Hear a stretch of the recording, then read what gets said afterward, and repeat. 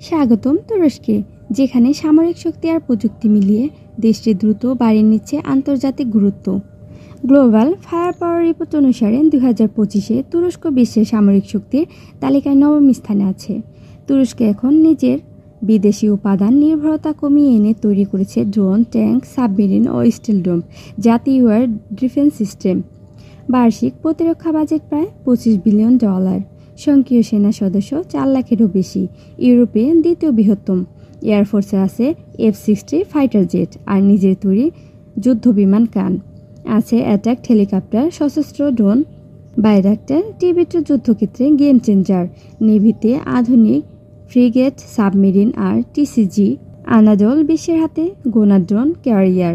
টেকনোলজিতে self reliant, অস্ত্র থেকে স্যাটেলাইট, অনেক কিছুই নিজস্ব প্রযুক্তিতে বানাচ্ছে।